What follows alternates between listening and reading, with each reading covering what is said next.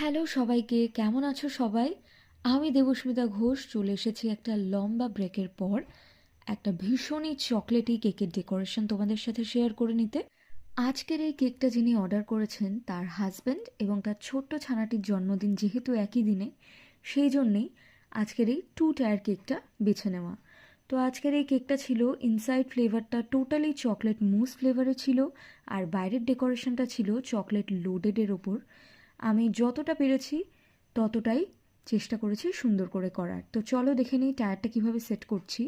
ফার্স্টে আমি দুটো টায়ারকে আলাদা করে ফ্রস্টিং ফিনিশিং করে বেশ ভালো করে ফ্রিজে বেশ খানিকক্ষণ সেট করে নিয়েছি, যাতে একটার উপরে আরেকটা বসাতে আমার ইজি হয়।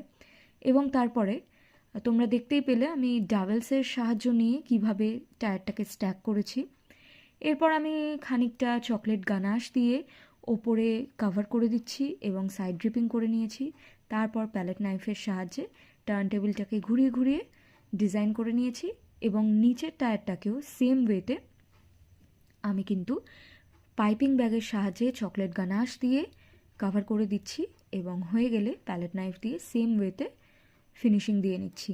আশা করছি তোমরা ভিডিওতে দেখে বুঝতে পারছো আমি কিভাবে কাজগুলো করছি। যাতে তোমাদের অসুবিধে না হয় আমি চেষ্টা করেছি যতটা ডিটেলে পারা যায় সেভাবেই দেখানোর। তো এরই মাঝে বলে রাখি, সামনেই কিন্তু আসছে বড়দিন।